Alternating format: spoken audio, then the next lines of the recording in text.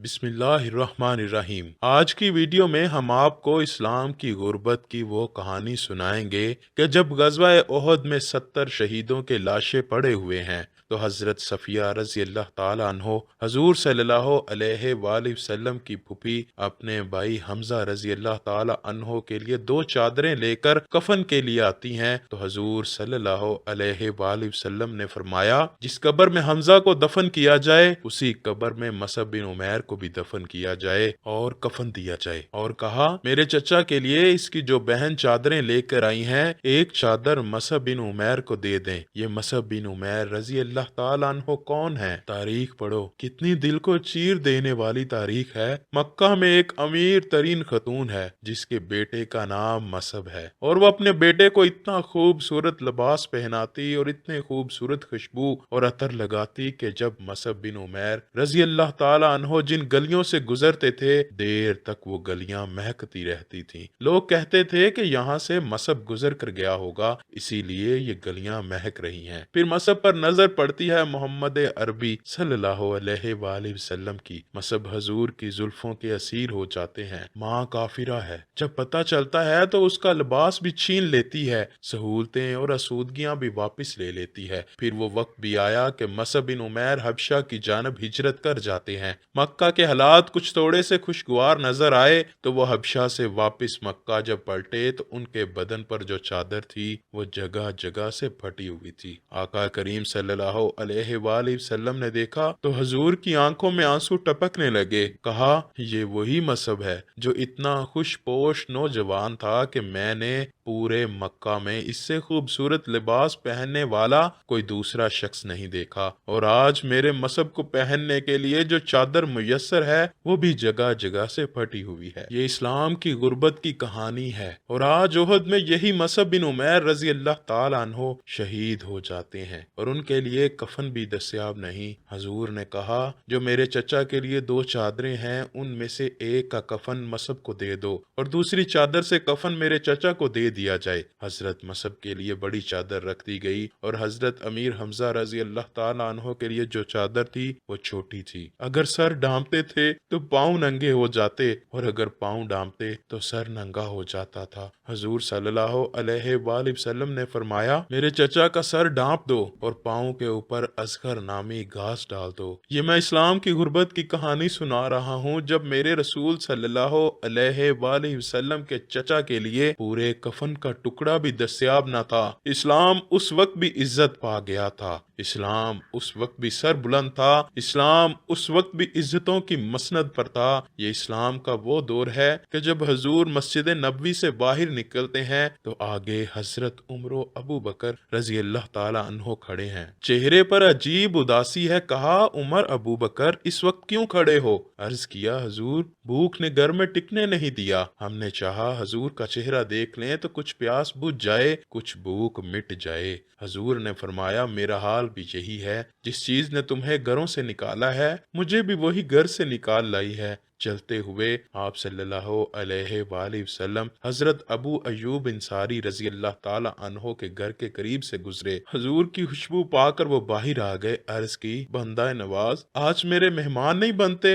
हजूर ने फरमाया, तुम्हारी मर्जी। अबू अयूब आप सल्लल्लाहु अलैहि वसल्लम को घर ले गए, चटाई बिछाई, हजूर को बिठाया और घर वालों को बकरी का बच्चा ज़िबा करने के लिए दिया और कहा, जल्दी खाना तैयार करो, मेरे आका को भूख लगी है। ये कहकर वापिस आए। हजूर के पास बैठे, नजर चेहरे पर पड़ी तो घबरा गए। नकाहत के आसार इतने वाज़िह थे कि समझ आ रही थी कि कितने दिन से हजूर सल्लल्लाहु अलैहि वसल्लम ने कुछ नहीं खाया। उठकर बाहर चले गए, खजूरों का गोशा तोड़ा और हजूर के सामने रखकर अर्ज की, बंदा नवाज जब तक खाना तैयार नहीं होता ये खजूरें तनावल फरमाए। थोड़ी देर बाद खाना दस्तरख्वां पर लग गया। हजूर से अर्ज किया, हजूर खाना तनावल फरमाए। हजूर सल्लल्लाहु अलैहि वसल्लम ने दस्तरख्वां पर तशरीफ फरमा कर कपड़ा उठाया तो हजूर ने जब देखा कि खाना है ایک रोटी ली और चंद बोटियां उठाई और एक खादिम को बुलाकर कहा, जाओ हमारे घर दे आओ, मेरी बेटी फातिमा कितने दिनों से भूखी है, मालिके को नैन है,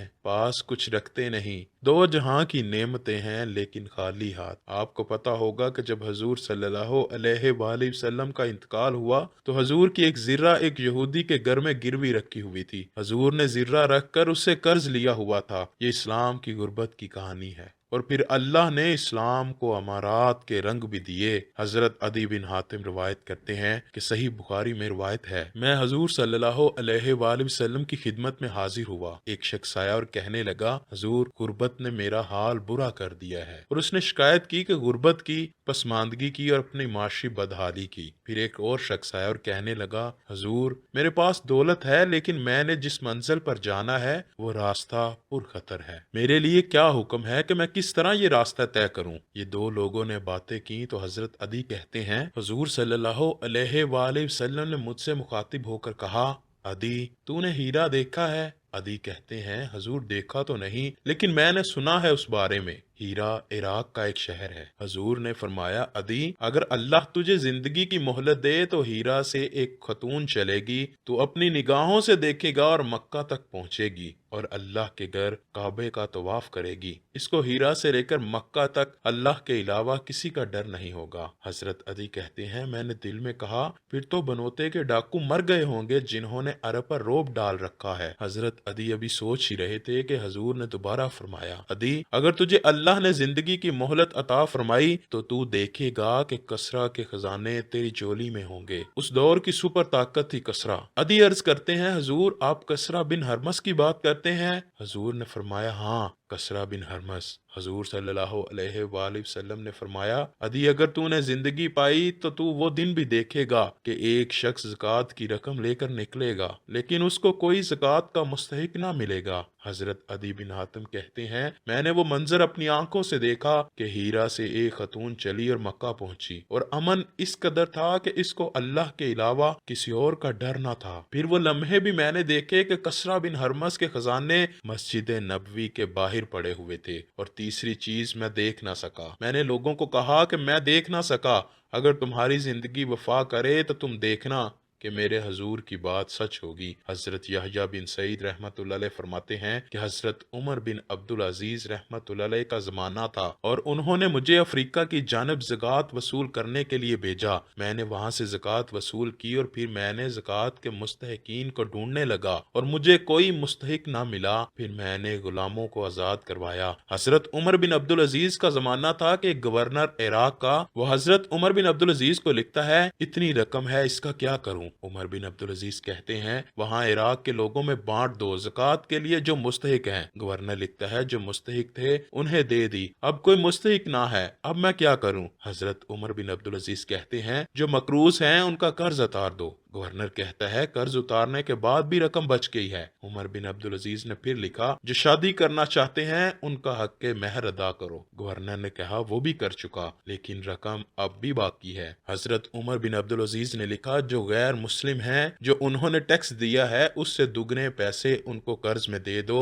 और उन्हें कहो कि इसका कारोबार करो और साथ ये भी कह देना कि कर्ज की फिक्र ना करना और परेशान ना होना, जब दे सकोगे तब दे देना। ये दौर भी इस्लाम ने देखा और ये घड़ियां भी देखी कि जब चीथड़े पहने हुए थे, पेबंद लगे लिबास थे, पेट में डालने के लिए लुकमा भी ना था। अल्लाह का दीन उस वक्त भी गालिब था और जब गलियों के अंदर रेशम बिखरा हुआ था और कोई उठाने वाला ना होता, दीन उस वक्त भी गालिब था। दीन का गालिब होना या ना होना उसका ताल्लुक मालो दौलत से नहीं है। इकबाल कहते हैं, जवाल बंदाए मोमिन का बेजरी से नहीं, मोमिन का जवाल बेजरी से नहीं बल्कि उसका सबब कोई और है। वो सबब ढूंढना है कि आज हम दुनिया में रुस्वा क्यों हो गए, हम जमाने के सामने तमाशा क्यों बनकर रह गए। आज नबी अकरम सल्लल्लाहु अलैहि वसल्लम की उम्मत पूरी दुनिया में रुस्वा होकर क्यों रह गई। आज हमारा तमाशा देखा जा रहा है, भूखे कुत्तों को हमारी बहनों पर छोड़ा जा रहा है और उसका तमाशा देखा जा रहा है। क्या हमने ये भी दिन देखने थे? हमने सुराग लगाना है।